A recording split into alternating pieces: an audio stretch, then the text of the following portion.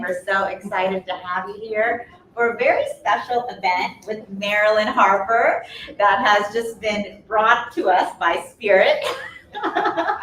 For those of you who are following our schedule, we did have another channeling planned at this time, but we have now planned a beautiful spiritual Q&A with our community. And we're really excited to do this because so many of you come to our expos and also join us online on our events, as well as on Facebook and Instagram and YouTube. And you guys are always asking us questions, sending in all types of questions about awakening, the spiritual journey, spiritual path, all of these terms that you hear at the expo all day, Akashic records, ascended masters, channeling, there's so many things. So what we decided to do was let's have a community meet and greet, spiritual Q&A, so you guys can ask some of your questions. And I'm really honored and excited to be here today. I'm Tanjila, the founder of SoulSearch, and I'm here with spiritual teacher, guide, and channel Marilyn Harper. Marilyn channels the Adirondack beings from the 17th dimension. And if you guys were here for her earlier event, when she brought Adirondack through, all of the lights went out in this room.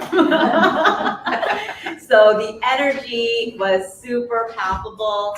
And definitely, we really invite all of you to stay with us this evening, where Marilyn will be doing a 6:30 p.m. event channeling heart-to-heart connections with Adirondack and the Council of Light. Council of Light are the ascended masters that she channels, as well as the archangels. So that will be a spectacular and profound experience. So definitely tune in for that. But now we're really blessed to be able to have an intimate Q&A. I know. It's like so exciting. It's like, let's just get down to the nitty gritty here. What do you want to know? And so without further ado, I could open it up if you'd like to say anything else. You know what? There are no questions that are the wrong questions. I always feel uncomfortable asking questions in a group just because, you think, I don't want to appear stupid or anything. But those questions are the ones that lots of other people in the group have. That's what we find, like in our heart-to-heart channeling, which will be tonight. We find that lots of people will have similar questions. And so we may repeat the questions because we've got a microphone and you don't. So we'll repeat your question just for the live streamed audience. And, there's any question is a great question. So no problem.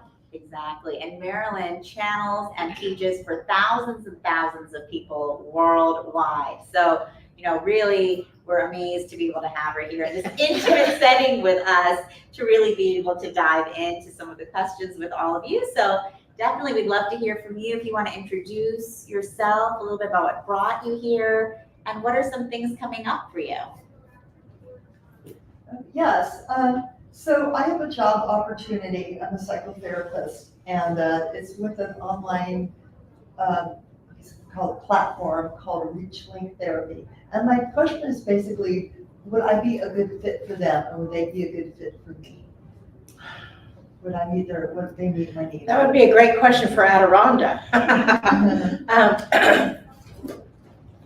What's their logo? I have to use it on my cell phone. I see a tree in my mind's eye, and I see some kind of a leaf. So I would say that would be a positive thing, that it would cause you, symbolically, that would cause you to grow and cause you to kind of expand where you have been in the past. You say it's online? Yes, or I would meet with clients online through video. That's the new thing. If you have an aversion to online, get over it. Because that's the way of the future. If I can learn it, anybody can learn it. And it's like, I need to change my bracelet on that thought. But it's kind of one of those things that when she was asking the question, I immediately saw a tree, and I saw one leaf expanding and then growing into other leaves. So to me, that represents, it helps you grow roots, new images. And I wondered if that was like maybe a logo or something. Well, it doesn't look like a tree. I think it's a. Well, it's a heart. Oh, it's a heart. Oh, is that what that is? Oh, okay. So I would say that might be a good fit. It certainly couldn't hurt to try. Have you done online psychotherapy before? Yes, I currently do through another online platform. And so will you have to change platforms? I could stay with this one and just have clients on each. But I think long-term, I would want to switch if it seems like ReachLink, they hire me and it It works. seems like an expansion of what you're doing now. And so it sounds like a good thing. Do you get anything else? Yeah, no, I think it feels expansive. And I think that's what, a lot of us, we come to events like this looking for answers for, what is my next step in my career or in my business, my job. A lot of us feel stuck in what we're doing now. And that's totally normal because everything is changing and shifting so fast. Everything is accelerating at such a rapid pace right now. So rather than feeling bad or beating ourselves up about, why don't I know what to do? What is wrong with me? We tend to go that side. But then when we can tune in energetically and say, how does this feel in my body? Do I feel expansive or do I feel contracted? And then we can start following that energy. And so Marilyn's tuned in and tapped into that energy with you. But for all of us, we come here for that guidance a lot of the time. And that's amazing because we have so many gifted healers and practitioners that can support that. But we also have those abilities as well that we can start tapping into. And when we come to a place like this, when we're in the resonance of so many people that are tuned in and tapped in, it helps turn it on for us as well. So thanks for the question. Yeah, so expansive as a tree growing and spreading out branches and whatever. And so many, and it's heart-centered or appears to be. And so many times we ask for really specific guidance and we may get that guidance in pictures or images and we get the opportunity to interpret that information and see what resonates with us and what doesn't. So I would say anytime you have guidance like that, and the metaphor of the tree, that would be a positive thing. And each one of you has the power to do that. And when I say if you're not in an online, if you have an adversity to online, and I say get over it, it's like, that's kind of the wave of the future. And even a cell phone is a mini computer. And you can do so much by opening yourself up to that kind of technology. And it's powerful that you can have a psychotherapist online. That, thank you, COVID. I mean, really. I was listening to that and I'm thinking like, well, that's not a lateral move. Like it sounds to me like the way I'm listening is she can learn a lot from that move. Right. It's like kind of like a new ground for her or something like that, Right, that was kind of the image with the tree. Yeah. And that came in like immediate as soon as you asked the question. And many times spirit does that. They show you a picture or you have an image in your mind when you ask a question and you think, oh, what does that mean? And then you discount it when that could be the image that presents the new expanded version. And so, yeah, that's a good point. Thank you. And thank you for your question. Thank you very much. I was thinking somebody would say, how do you get into the Akashic Records? So how about us, any spiritual questions? Or any other questions? Well, first of all, great question. First of all, how many of you guys have heard of the Akashic Records and know it? Okay, great. Anybody hasn't heard of the Akashic Records and doesn't have a clue what they are? Okay, good. Okay, listen to our recording at 4 o'clock. At 1 o'clock, no. The Akashic Records are a record keeper of every thought, idea, situation, conversation, lifetime that you have ever had from the inception of your soul. And so and it is logged into your cellular structure and logged into your cellular field, which is 26 feet across. And so in the Akash, you can actually go back into when you were in the womb. You can go back into past life. A lot of people get really caught up in, oh, well, I did this in a past life, or I was the Queen of England in a past life, or I was, very few people say, well, I was a scullery maid in a past life, but you were. By the time you get to this life, you've been everything, and you've done everything. You've been the murderer, and you've been the murderee. You've been the victim, you've been the banker, and you've been the poverty person. You've been all of those things by the time you get here, unless you're brand new to this planet. And some people are. And so to get into the Akashic Records, there's several Akashic Records readers here, I believe. So, does anybody here in this room teach others how to get into the Akashic Records or are an Akashic Records reader? I hope I don't upset you. I never read the books when I started down this path. I immediately, after I became attuned to Reiki 1, I decided I'm going to be a healer when I grow up. And so I went out and bought all these books on how to heal, and Barbara Brennan's book, and all those healing books. And the next day when I opened up the newspaper, it looked like it was Arabic. I couldn't read a word. I couldn't read a word in any of those books. I was working for a country western radio station at the time. This was in the 90s. And I couldn't read copy for the commercials. I mean, it was really frightening. And I heard that I was bringing in a new technique of healing, and I was not to copy anybody else's technique. But as a result, I didn't read the books on how to get into the Akashic Records. I teach people how to get into the Akashic Records, but I teach them in my way, and I learned my way by doing it. And I think that's one of the easiest ways to do something, is to just jump in with both feet. The way I have found, and this has changed, and those of you that teach people how to go into the Akashic Records or go into them yourself, you know that it's changed in the last few years as to how to get into the records. The simplest way I know is to state 3 times, I am choosing to enter into the Akashic Records for the one who is now presently known as Marilyn Harper, or whoever your client is. I am intending to go into the Hall of the Akash for the one who is now presently known as, and fill in the blank, and I am entering into the Great Hall of the Akash, or the Akashic Records, or however you want to describe that. And to just state your intention. That's why during my talk at 1, it was like, intention is everything. State your intention very clearly. In the past, before, 2015 or 16, maybe 12, I don't remember.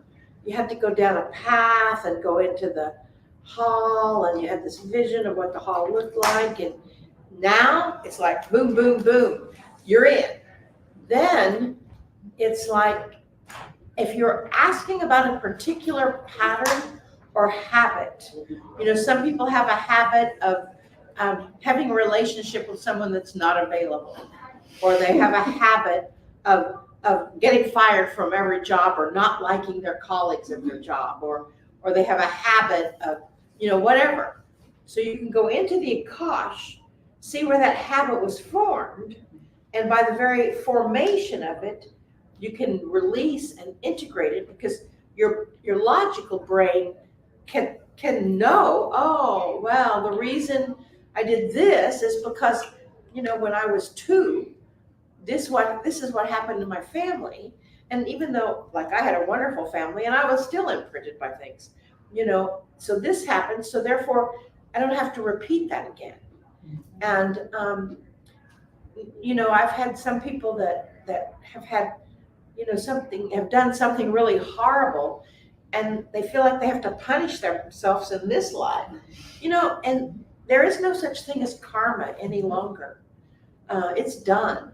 I mean, that's the old frequency. And so Source does not want you to suffer because in some past life you hit somebody over the head and they died. They want you to learn from that. Learn about how to solve a problem with love and compassion and do it differently next time. And to me, that's why you would go into the Akashic Records. I mean, you can go into the Akashic Records and it's great fun entertainment. Yes, I was a hat designer in the 1700s. How fun is that? But, you may be an architect, or you may have been an architect at Chartres Cathedral in France. And so that talent is going to show up in this life. And I like to take people, and I do it in groups several times, into the Akashic Records to find out what their best talent is, or what their strongest ability is, and where that started. And that's really a more powerful energy instead of, how can I justify that I feel like I'm a bad person? Instead, how can I justify that I have this amazing talent, and how do I use it? And to come at it from a positive standpoint. So in the Akashic Records, I mean, I encourage you to get a reading from an Akashic Records reader, and to practice going into the Akashic Records yourself. And if you have trouble going in, it could be because your ego is kind of getting involved and trying to filter that information. And what I have found is the ego really loves to keep everything really dramatic. So they can come in and save you, right? And so, just tell your ego to be quiet and to realize that if you're getting into the drama of, well, I was a hat designer and I was the best hat designer, that's an egoic response. Instead of, okay, so great, you're a hat designer, big deal. So how are you using that now? How are you using that talent now? And how is it influencing you now? Does that make sense? Yeah. Does that answer your question? Yes. Oh, good. And what I like what you said, Marilyn, about going into the Akash, because we have a lot of people ask us, how do I go into the Akashic Records? What do I do? And I think, like you said, it's such a powerful tool that we all have access to, but there's just not one way to do it, you know? And you can go in yourselves. You can start working on that and start having this access. You can start working with various teachers that we have here, start working with Marilyn in group settings. So there's many ways, but there's no one way. And that's the new paradigm that we're in, is that there's no one way, one type, one modality, one teacher. It's all open. And like Marilyn, you could step into the Akash one day. Yeah, and it's like they're your Akash. You don't necessarily have to ask permission to get into your own Akash. You may need to ask permission to get into somebody else's Akash. But your own Akash is yours. And it's a wealth of information, as long as you're not living in the past and taking care of things now. That's the important thing. How do you know you are there? How do you know you are in the Akash? Is there like a feedback? Usually you have a feedback. Usually you have an image. I have an image in my mind. It's kind of like a movie, but you may have a sensory experience. You may smell something. You may, something shifts, and everybody's Akashic Records look differently. Mine are like libraries of infinite books. Joy's is like computer kind of air generated things. Mine's called hologram. Hologram. Sorry. and everybody's looks a little different. So the way you know you're in your own Akash is there's a familiarity to it. And you can ask, I'd like to go into the lifetimes or the situations that were the instigators of this pattern, this habit, or you can ask, can you show me where my greatest talent and skill began and how that evolved? And that's how, it's always going to be a positive. It may not appear to be a positive experience that you had, but then you always want to ask, what can I learn from that? What did I learn? So you had something really bad and you were, starving or blah, blah, blah. What do I need to learn from that? What information shall I glean from that? Usually when you've had an experience, you don't have to repeat it again, especially once you get it. When you learn something, say you've got this habit that really doesn't any longer serve your highest good, and you would like to change that habit. I read somewhere along the line that you don't ever break a habit, you just replace it with something else that's a better, more positive habit. And when you do, that energy or that experience grows with you. And you can, it's a powerful venue in the Akash. But at the same time, as Adironda will always say, but you're here right now. So what you did then can affect what you're doing now, but learn from it and move forward in a positive fashion. Does that answer your question? You had a question over here. I'm not sure that was really. Do you mind if I have just 2 seconds? So, the way I will answer your question, in addition to what she said, you realize that you're reading your Akashic records and you start getting things that you couldn't make up. Okay? And that are useful to you. Because from the Akashic records, basically, you usually get what you need. Not necessarily what you want. It's not like a tarot card reading where you pull cards and say, oh, this needs this now. So you start, getting things that you need. And, you wouldn't really make up. So that's in addition to what she said, I would, pay attention to it. So. Thank you. Thank you.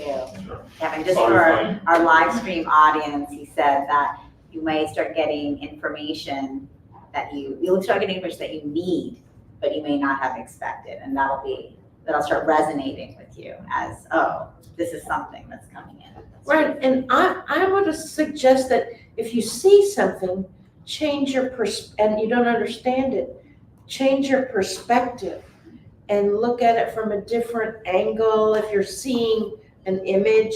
And I had a client that when she opened up the Akash, all she ever saw was gray, and I said, pull back from it. And eventually she found it was a gray robe, and she saw who she was in that gray robe. But change your perspective or change your angle. I always say, look around and see if there's a newspaper so you know what year this is. Good question. Yeah, thank you. And thank you for your input there. Good. No, actually, to reinforce your last concept, basically, you say you see a gray wall, you ask, what does it mean? So you have this conversation, say, help me understand what this means, and that helps you a lot. Right. Help change your perspectives. Thank you. And any other questions here? This has to do with what I see as a rush to solve a symptom or something in the body. It's, help me get rid of this. It's almost a new version of give me a pill for that, make it go away. But in that push for a solution, what seems to be lost is the benefit of asking, why did this headache show up? Did I consume something different in the last 24 hours? Am I exposed to someone else's energy and learn from what's going on? And I'd like to get your thoughts on the balance between those two. And So you're saying, I'm not sure, I want to make sure I'm clear on the question. So the balance between, I want to repair this challenge that I'm having in my life. Maybe it's headaches or maybe it's something else. And how do you know is the balance between what I'm supposed to experience and what I would choose to experience without, taking the blue pill or the red pill? there's an opportunity that can be lost if you don't take the moment to, what is there to learn about this? Yes, and that's correct. So in any given situation, in my opinion, you are the creator of everything in your life. I mean, even the hard, icky stuff, you still created that. And so always take that moment to say, what am I to learn from this? Why did this happen? How am I to evolve from this? I was talking with someone that had had a car wreck, and it's like, okay, so did you get hit from behind? You know, you're on the wrong path. You get to change things. You're not moving forward as quickly as you could. So there's all kinds of symbolism in that. I fell and had a tumble with a giant trash can. It's a long story, and had a spiral break in my arm. So I got the opportunity to lay in a hospital bed for 30 days or so and figure out, okay, so what was that about? And you always want to ask yourself those questions. And you may not like the answer, but it's still the answer that you obviously needed to hear at that time. And I think that learning process will help you from having that kind of experience again, because you'll keep having those kinds of experiences, in my opinion, until you get it, until you have that aha moment, and then it's like, okay, that's what I need to do, to move in a different path, to move in a different direction, to accept the pattern that we're having, accept this that's going on. And in that capacity, that's a major question, is what am I to learn from this? And without the quick fix, even if you need to have a quicker fix so you can go to a work or whatever, you still get the opportunity to ask those kinds of questions. And I think that's every bit as important as going into the Akash or going into your past, or, as I said during my class, everything happens every 7 years until you get it. And once you get it, it doesn't have to happen any longer. Yeah, but I love the question, because I think a lot of the times when we're talking about spirituality and consciousness, it's, we feel, oh, it's all love and light. And we don't want to step into the shadow side. We're like, oh, we don't want to go to the negative side, or that's negative. Let me just get that reading. Okay, I feel better. And we can just jump from one thing to another. And I think going in and feeling the feelings, whether you are going into your Akash, whether you are having a reading with our QHHT hypnosis session, or working with a spiritual teacher, or doing your own meditative practice, right? It's not about the escapism, which can just be like anything else, but it's how do we actually feel what's happening and understand that that's okay and that that's a part of our experience. And having that awareness then can allow us to take that next step. And so it's, just like anything else, we can always jump from one thing to another, but it's when we can go in and feel the pain, feel the fear, feel the suffering, feel the agony, feel the disappointment, and understand and have that awareness, then we can start to move through that and move with it, not in a negative way. Exactly. Say more about every 7 years. The 7-year itch, it's true. There's a 7-year cycle that humans go through. Now, it may show up in 6 years, it may show up in 8 years, but it's about 7 years, and that the emotional impact repeats in the universe, source, whoever, gives you the opportunity to learn and grow and learn and grow. And they continue to give you those experiences that you can grow from so you can evolve. Because all of our intention is to evolve to the highest level possible. So then we ascend, and then we get to be the ascended masters. But so it's been my experience that those kind of patterns repeat on a regular basis about every 7 years. And you can look back, I mean, if you think of a terrific trauma that you have had in your life or an emotional impact. My brother, who lives in Sacramento and is not metaphysical at all, knows nothing about this. He's still saying, so tell me again what you do for your living. and I gave him that 7-year cycle, and he said, and he went back to when he lost his job, and then went back every 7 years until he was 4 years old. And when he was 4 years old, he was doing something that he wasn't supposed to be doing. And he got hurt in that capacity. And he said that whenever he was having fun, there must be something bad that's going to happen. So he didn't allow himself to have fun. And whenever he was having fun at a job or a relationship or a friendship or whatever, then he would create some emergency that would cause him to end that job, that relationship, that friendship, whatever. And so that's kind of that 7-year cycle, and you can find that in your own life. And it's one of our learning processes. And it's not about having a quick fix. It's not about, it's about learning, because we all want to evolve, right?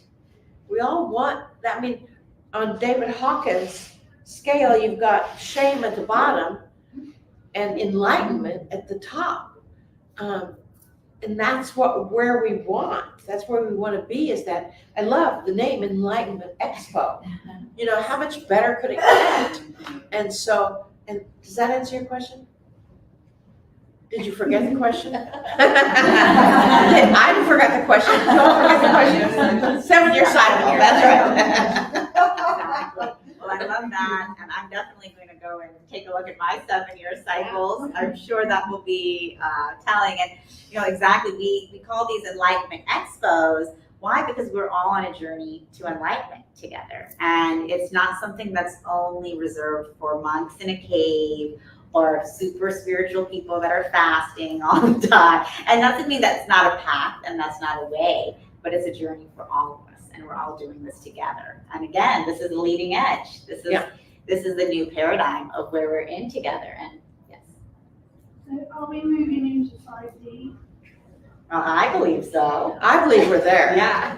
It's and this is my opinion, which is different than most people. And just to repeat the question for our audience, she asked, are we moving into 5D? And how many of you guys know what 5D is? Okay, good. Who doesn't know what 5D is? Okay, that's good.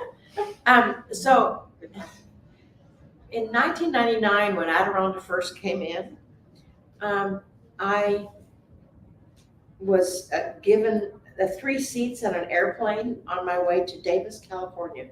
And I got to stretch out and go to sleep, and I had this amazing dream. And in that dream, because I asked, what the heck am I doing here? Because I just started channeling. I didn't know what was going on. I was like, what? And had this huge energy came through me. And that was when Adirondack couldn't even open their eyes or move my body yet. And they said the planet is moving into the 5th dimension. So it's been in the 3rd dimension, and it's moving into the 5th dimension, and it's going to go through the 4th dimension. In the process, and the 4th dimension is the dimension of chaos. And we've had a little bit of that. and we're coming out of that. But to me, it's Adirondack's information that you can't have some of it be in the 5th dimension and some things not be in the 5th dimension. The planet as a whole is in the 5th dimension. However, what we're experiencing now is trying to figure out what the heck that means. How do we live in a world when you think, oh my goodness, I would love to have a hot fudge sundae, and somebody comes by and says, I've got a buy one, get one free. Would you like to go? You know, that's kind of fifth dimensional thinking is instant manifestation. That's why, you know, we say pay so much attention to your thoughts, because your thoughts are your purchase order to the universe.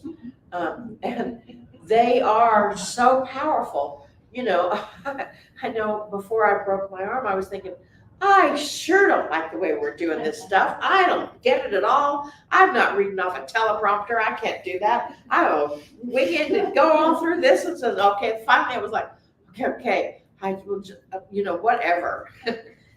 So I broke my arm so I could get the opportunity to sit somewhere and say, why did this happen? And so even those in the fifth dimension, that's why we are in the fifth dimension.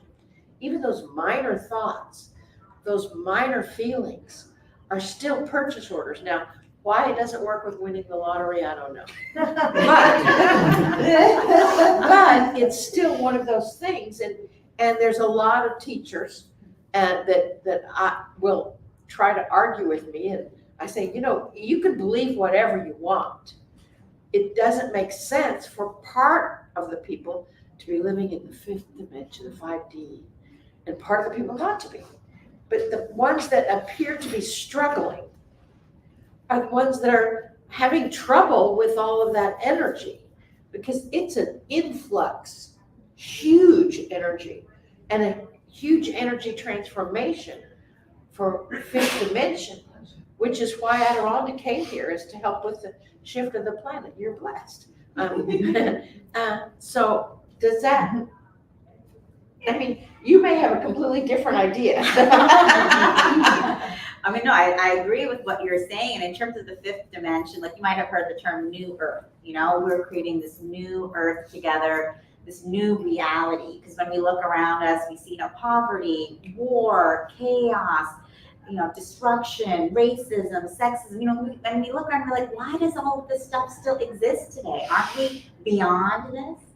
We are beyond it. We are, that's the fifth dimension. We are, the fifth dimension is the world that we know is the one that we are creating for ourselves and for all of humanity.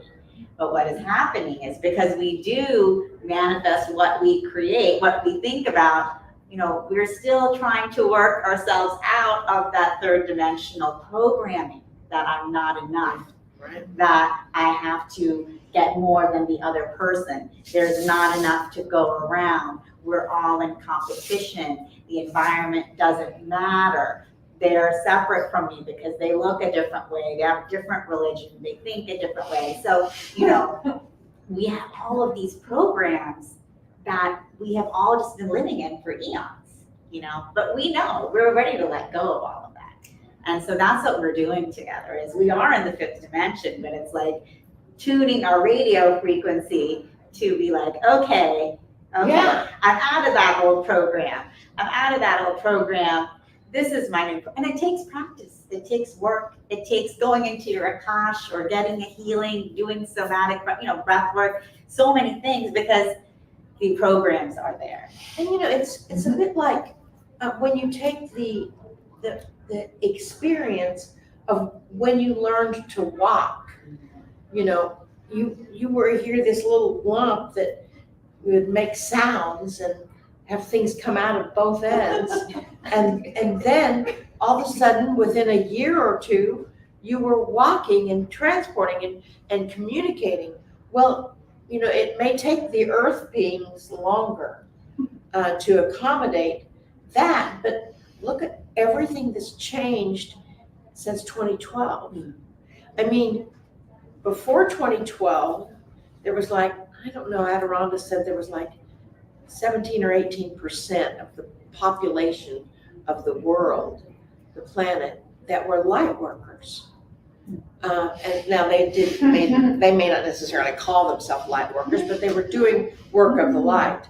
And then in 2012, then in 2013 and 14, there was like 20% or 21%. Well, we've grown a full percentage in the past 2 years. So, I mean, with work like what you're doing, I mean, you, look how many, all those parents with all those lacrosse kids. They're saying, what are psychic fairs? I mean, you're enlightening people en masse. But the age of Aquarius, does that factor in, or is that a little? Absolutely, absolutely it does. It's, I mean, we've been singing about it for, I'll give you my age here. I was singing about it, I had lots of hair. So, in relation to the fifth dimension, 5D, we are saying that the thoughts, are much faster in manifestation. And like example, you broke your arm, or somebody has a chronic condition and they have to journal, because it's kind of crazy. The doctors will say, okay, journal, or, and so your attention is going on the negative, and that means it will manifest more of the negative stuff. So how do you separate that? Like without putting the emotion in it, but then, you're writing it, it's in your mind, it's in your thoughts. That's a great question. And to repeat the question, if I can, so when you're having a negative approach and the doctors are working with you and you're journaling about it and you go into the negative, how do you transform that into the positive? Did I read? Yeah, because you don't want to put all your time, recording all the symptoms. That's correct. So how do you balance it? You don't want to create your time into recreating the symptoms. Well, change your bracelet. In my opinion, that's your awareness. And first of all, we're not saying that you don't feel it. Light workers are probably the worst at glossing over all of those negative feelings because they want to be in that Zen place. And what they're doing is just stuffing those feelings down. So then when they're in that Zen place, something falls over in their house, then they have huge emotional impact because it's been catching up with them for the last 5 years. But it's, or they get disease, or they get an illness of some sort, if they fall and break their arm. But in that capacity, I learned a lot when I broke my arm.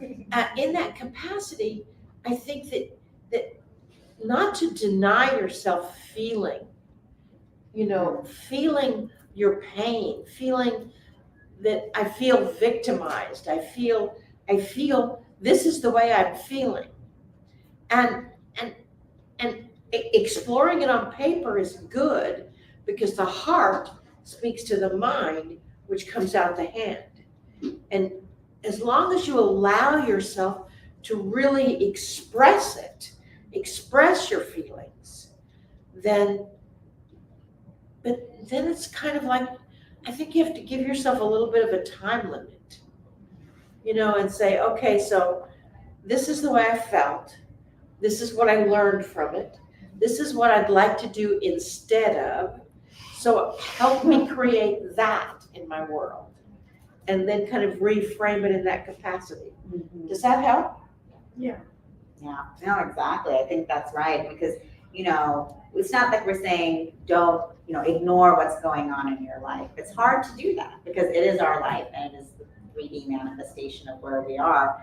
But we can go in, feel the feelings, acknowledge the feelings, acknowledge where you're at. But if it's, not to then make that your whole world, which is what can happen a lot of the time with us. We can go down into that spiral and then it's hard to find our way out, and when we can have that awareness of like, I feel the feelings and now let me create my reality. Now let me create.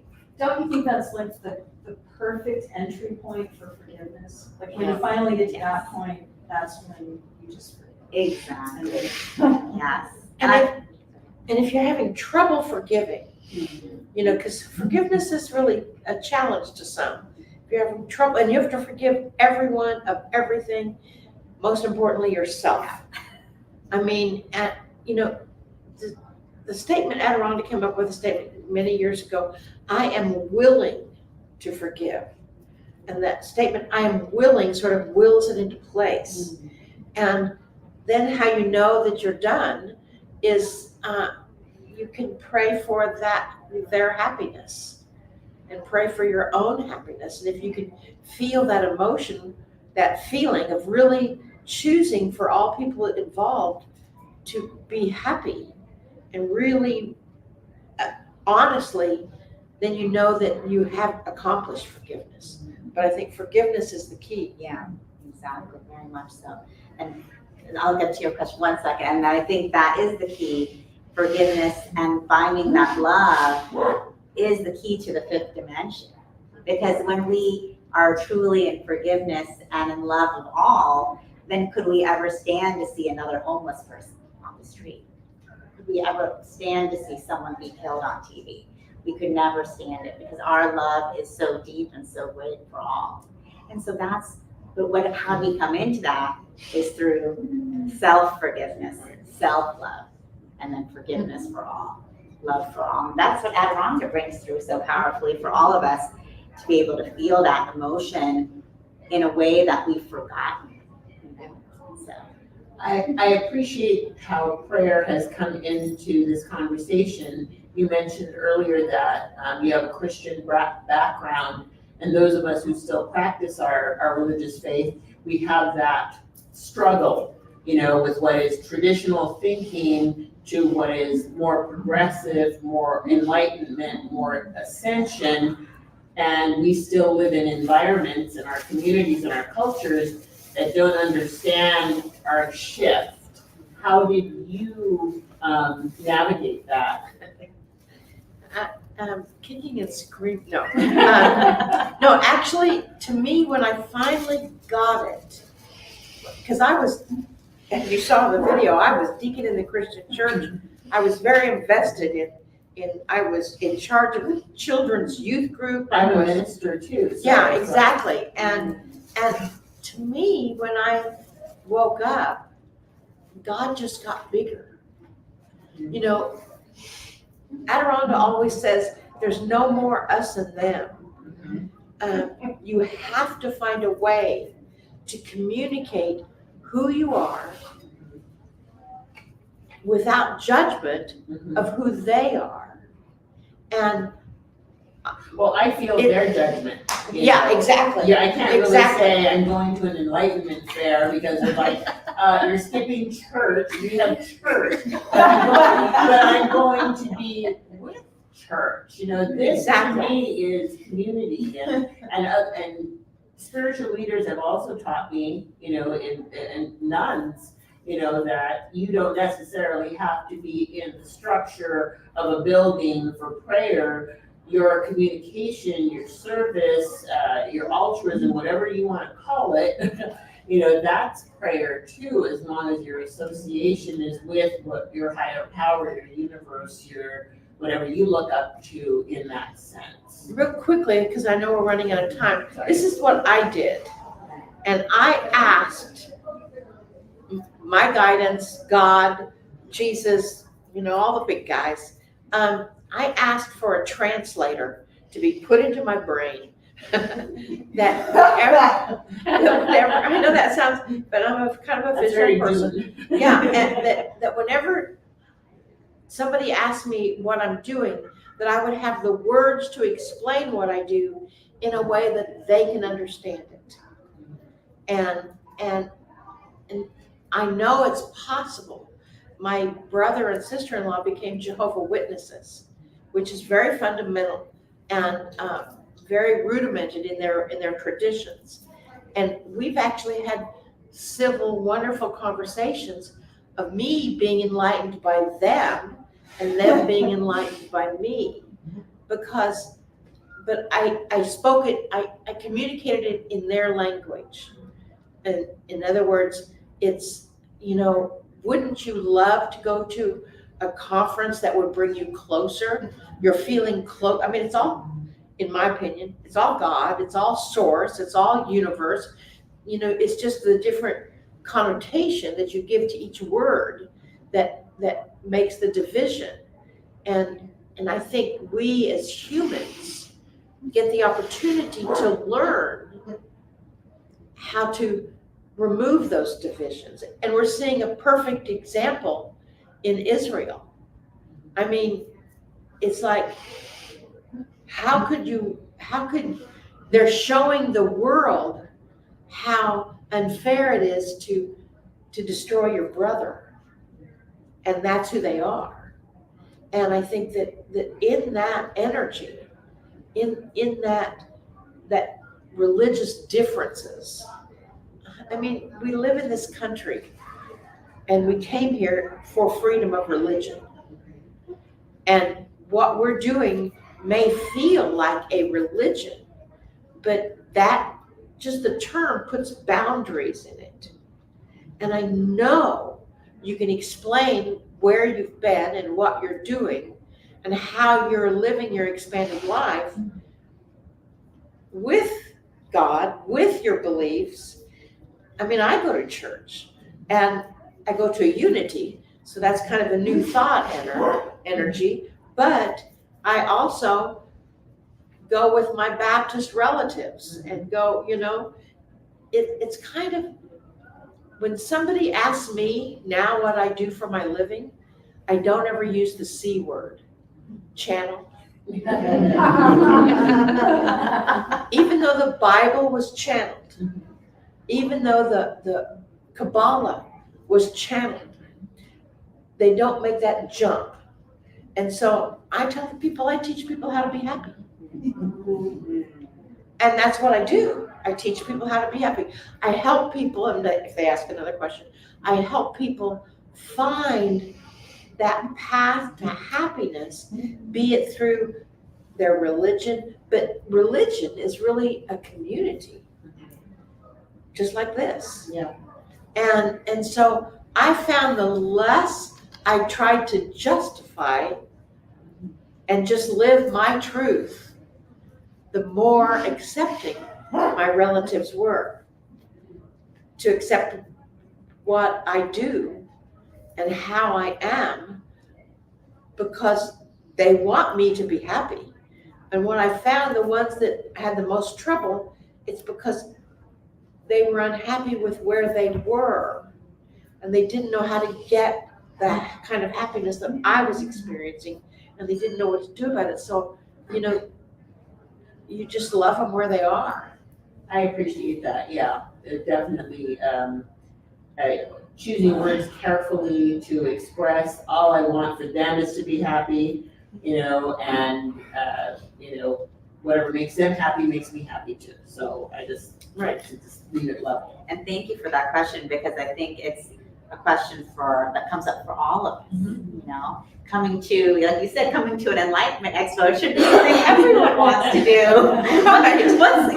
Because we're here to find our joy, to find our happiness, and we have to share that with others. And we're here for healing, for transformation and empowerment. For people, they think, well, I never heard of channeling. I've never heard of, these psychics. None of this is real. I give crystals for Christmas. There you go. And in the end, it doesn't matter, right? And that's our own journey to keep releasing the programs, keep releasing all those religious structures, because we're creating the 5D, we're creating the new earth, we're bringing forth enlightenment. So thank you for doing what you're doing. And thank you all for joining us. And Marilyn, thank you. Thank you for making this possible.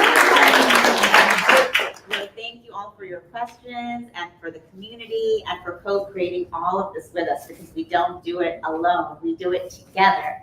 And also come to Marilyn's 6:30 event. She's going to be having an amazing channeling event tonight, where we will be channeling she'll be channeling, we'll be channeling, because we're all going to feel the energy. And then she'll also be doing a healing activation with her selenite swords of light. Yes. So come by 6:30. We have tickets available at the registration desk. And also stay connected. Keep asking questions. Come and chat. Visit Marilyn and Joy at their booth. Come say hello and stay connected with us. Thank you, guys. Thank you.